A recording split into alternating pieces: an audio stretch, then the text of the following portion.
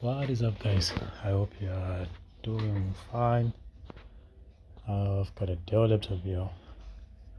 This is a Dell INSPIRON 15, I believe. Where do I see it? Product name Dell INSPIRON 3542. Yeah. The issue, you might have guessed it already. AC adapter type unknown. So this laptop is not charging the battery. Power's up. Works fine, but low CPU speed and battery won't charge. So it does work with a battery, there without a charger. AC adapter type none because I've removed it, but it keeps saying unknown when I plug a charger, of which this is the charger that I'm using on a laptop there, which is over there. So this charger definitely works. So let's open it up and see what's happening. Then I'll resume once it's opened.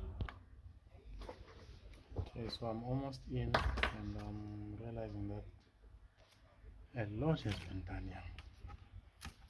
So power pattern has been modified, and the keyboard backlight as well. So yep, I'm trying to open it up without damaging the work of the last technician here. And there we go. Cool. Yep. This is fascinating. So I don't know if you can see over there. There's a jumper wire there. There's supposed to be a DC to DC converter there, which takes 5 volts always to 5 volts. I don't know, 5 volts something, and then 3.3 volts always to 3.3 something else. Anyways, let's take the motherboard out.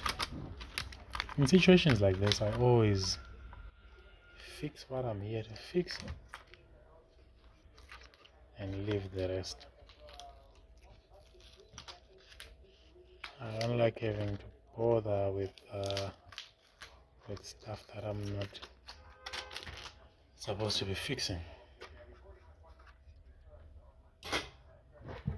Okay, so definitely when I'm closing this, I will have to struggle with reconnecting the power button and the keyboard backlight.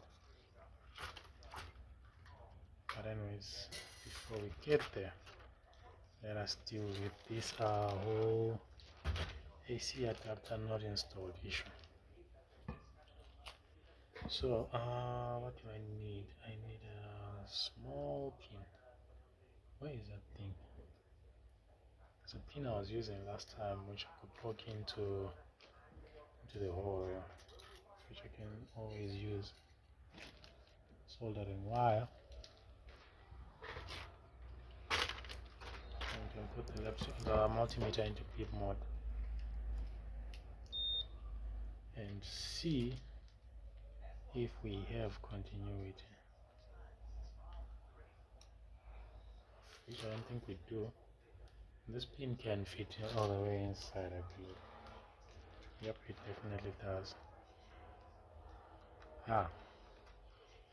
So we have a charging port issue. Nothing else. I hope it's nothing else, it's just a charging port. I think I have a charging port for this laptop somewhere. Like, I remember taking one on the back there when I was working on the Zephyrus Asus.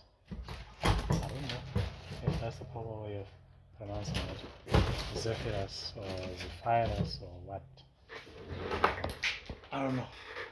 Okay, so here's the port. I'm not sure if I can just swap the cables from this port to this one, because finding the exact adapter might be tricky. I'll pause again and try to see if I can get the exact charging port. If not, then we have to swap the pins with this. Alright, so I can't find the exact charging port, or rather I didn't look enough. It's gonna take a lot of time actually, so I'd rather just swap the head. So all I have to make sure is that I remove this properly without really damaging the case, although it's already, yeah, whoever did this deserves another name other than their pet name. This is not the easiest thing to do. If this charging port has been stuck on here with that type of glue which has got a liquid and powder, which is more like grout or something like that. So that's the type of glue which is used to close like holes in cars. So this is not gonna be removed without a fight. So I'll do and burn it off if I can. I'm not really gonna worry about the cable or the port itself, because yeah, all I'm just gonna do is try to, yes, the smoke from this thing is just unbearable. There's no smoke really, but then there's fumes rising from here. Yeah.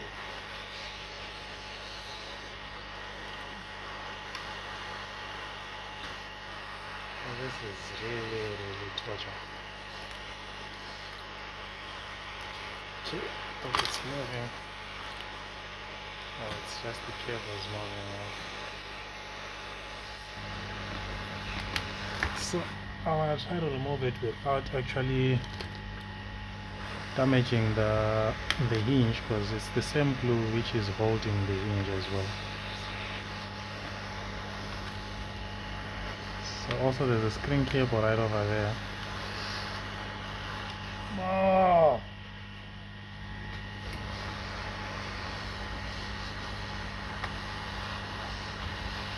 It gets into your eyes, man. It's really bad. So I'm just going to take it off this time. And the casing is kind of like melting as well, so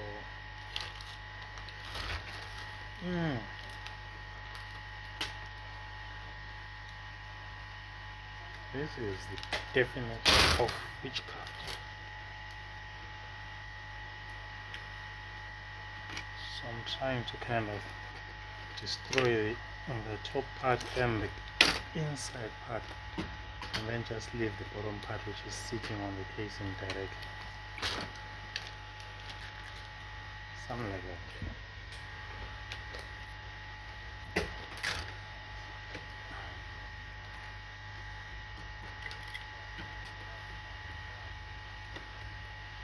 And then I'll try to just sit the new pot on top. So lucky enough, the new pot that I got is smaller than this one which is here. So all I need to do is just carve a little bit of space inside for it to sit on.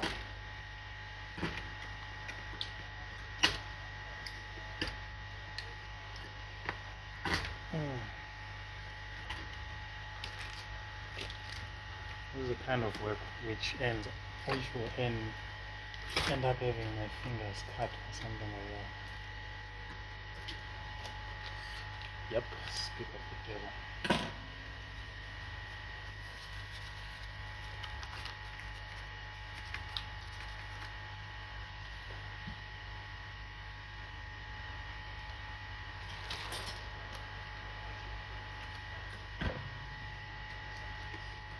So the reason I'm avoiding using a lot of it is that I don't want to melt the casing. At the same time, I don't want to destroy the hinge. So I have to try as best as I can to remove this whole charging port. Come on, who uses this glue on a charging port really? No. And the worst part is you didn't even test to see if the port works. I probably did, and then you noticed like it's already dry. It just takes seconds to dry. And you notice that it's dry. And now we're left the trouble for the next person.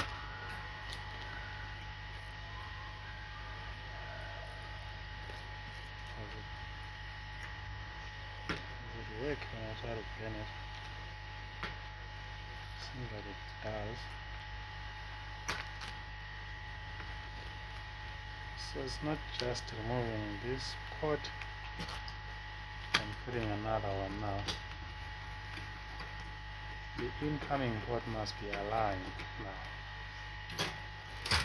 So there you go, that's the surface now. And the bottom part still looks okay, so the new port now, which is this, it's just gonna sit over here. Let me create a little bit of space because it's a little bit longer.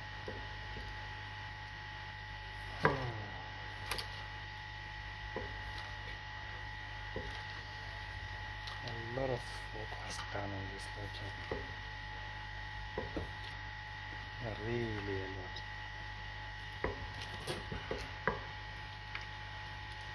Okay, cool. So I'll have to align it first on the top part. Oh, I'm still bleeding.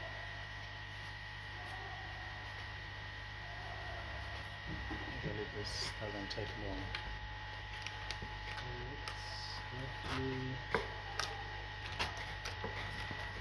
Yep, not too bad. Shouldn't be hard to do.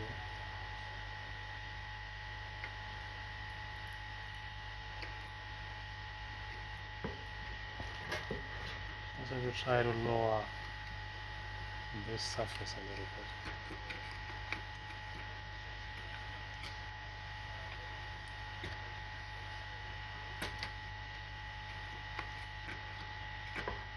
So what you do really is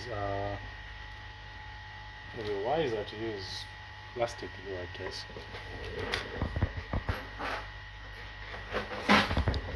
But then not just put plastic glue, but kind of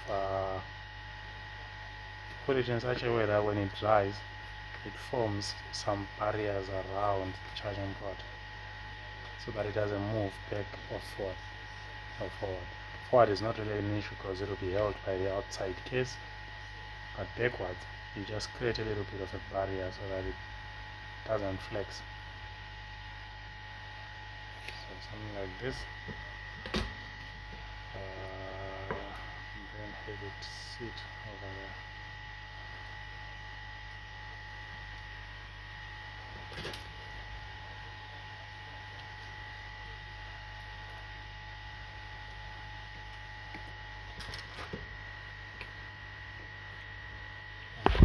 I was seeing a little bit of a red color there, but it's coming from the LCD cable.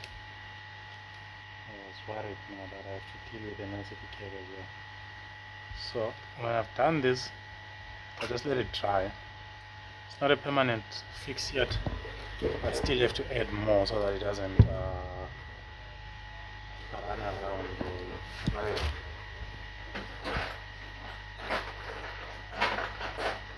So I hate having these videos long anymore. So what I'll do is I'm gonna pause now, cut this, join it with the original one here, and then resume when I'm done. I'm just joining 3 cables.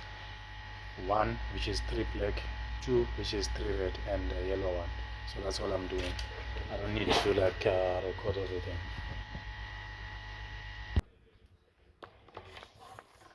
Okay guys, so I've already done what I just said I was gonna do.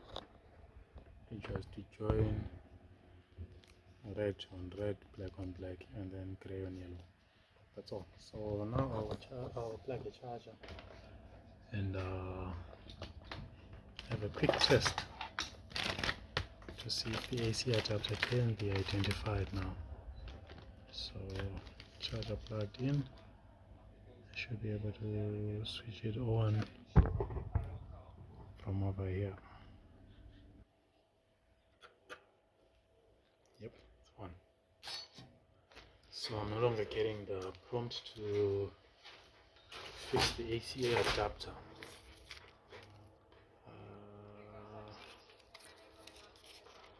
This motherboard actually comes with 2 slots. Comes with a keyboard slot for 14-inch and a keyboard slot for a 15-inch, as well as for 17-inch. But 17-inch and 15-inch are the same slot. Let's just get into BIOS. So you can see over there, 180 watts. AC adapter type, 180 watts. So we will fix the issue. This thing is gonna start glitching now, but I'm gonna have to struggle with fitting back the power button and the keyboard backlight. So once I'm done with that, I guess I'll have to post a picture of the network closed and working. But anyways, as for now, this is fixed and it's done, it's working. I'm not gonna worry about that because the laptop is working. Someone did that, but it's still working, so I'll still not mind that. That is none of my business at the moment. If it stopped working, then I'll worry. But anyways, I'll close this up and then probably post a picture or video of the laptop completely done and closed. Anyways, yeah, that's it for now, guys.